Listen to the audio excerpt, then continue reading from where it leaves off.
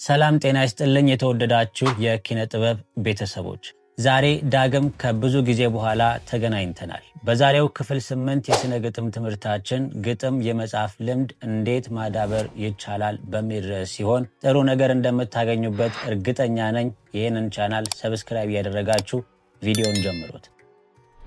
ግጥም የመጻፍ ችሎታችሁን በተለያየ አይነት መንገድ በተለያየ አማራጭ ማዳበር ይቻላል። የተለያዩ ገጣሚያን የጻፏቸው የግጥም መድብሎች አሉ። እነዛን ማንበብ ጠቀሜታው የጎላ ነው። ይሄ ለምንድን ነው የሚጠቅመው ካልን ገጣሚያኑ በግጥማቸው ላይ የቃላት አጠቃቀማቸውን፣ የርዕስ ምርጫቸውን፣ የአጻጻፍ ስልታቸውንና የመሳሰሉትን ለማጥናት እጅግ ጠቃሚ ነው። ይሄ ማለት በራሳችሁ ግጥም ላይ ወደ ራሳችሁ እንድትመጡ ራሳችሁን እንድትችሉ ያደርጋችኋል። በዚህ ብቻም አያበቃም። በተደጋጋሚ በየቀኑ ግጥም መጻፍ መሞከር አለባችሁ። በሙከራችሁ ጊዜ በመጀመሪያዎቹ ቀናት 2 መስመር ከጻፋችሁ በሚቀጥሉት ቀናት 4 መስመር እያደረጋችሁና እየጨመራችሁ መጻፍ አለባችሁ። ይህንን ስታደርጉ እያሻሻላችሁ ለመጓዝ ሞክሩ።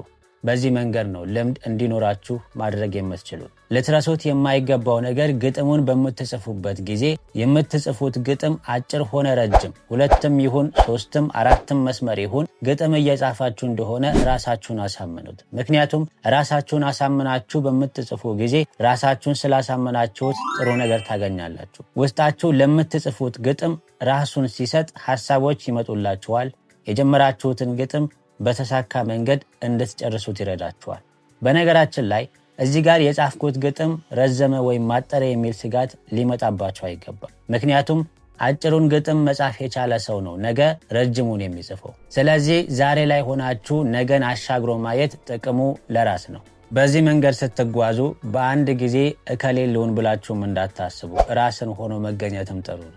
ግጥም የመጻፍ ችሎታ ለማዳበር የተዋጣለት ግጥም ጸሐፊ ለመሆን ፍላጎታችሁ ወሳኝ ነገር ነው። መሰረቱን ፍላጎት ስለሆነ ፍላጎት ሳይኖራችሁ እንዳትጀምሩ። ነገ ተስፋ እንዳትቆርጡ፣ መሰናክሎቻችሁን በድል እንድታልፉ ፍላጎታችሁን መርምሩ። የጻፋችሁትን ግጥም ለሰዎች ማሳየትና ሐሳብ መቀበል አለባችሁ። ግጥሞቻችሁን ለሰዎች ስታሳዩ ግን ለማን ማሳየት እንዳለባችሁ ጥንቃቄ አድርጉ።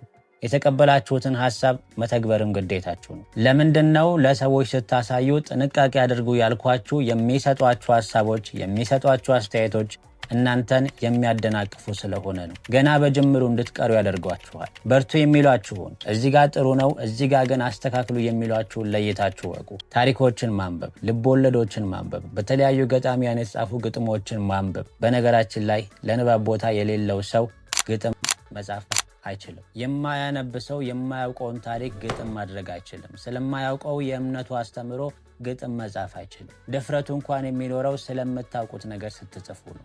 ሌላው ነገር ግጥም ለመጻፍ የተወሰነ ጊዜ ሊኖረን ይገባል። ሰዓት ሰጥታችሁት ጊዜ ቆርጣችሁለት የሚረብሿችሁ ነገር ሳይኖር በነፃነት ማድረግ አለባችሁ። ቀጠሮ መስጠትም ተገቢ አይደለም። በኋላ ጽፋለሁ፣ ነገ ጽፋለሁ፣ ማታ ጠዋት ከማለት መወሰን አለብን። በዚህ መንገድ በመረጥነው ርዕስ እስከፈለግነው መጻፍ እንችላለን። የተወሰነ ቦታ ካለን፣ የሚረብሸን ነገር ከሌለ የጀመርነውን ግጥም እናሳካዋለን።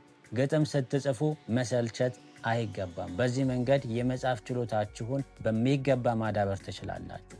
ቀን በቀን እየጻፋችሁ አዲስ ሐሳብ እያመጣችሁ ግጥም ካደረጋችሁት በየቀኑ በምትጽፉ ጊዜ መሻሻል ካላችሁ ነገ የተዋጣለት ገጣሚ ትሆናላችሁ። ዛሬ በዚሁ እንጨርሳለን። ሐሳብ አስተያየት ካላችሁ ኮሜንት ሴክሽኑ ክፍት ነው። ቻናሉን ሰብስክራይብ ማድረግ እንዳትረሱ። በቀጣይ እስከምንገናኝ ቸር ያቆየን።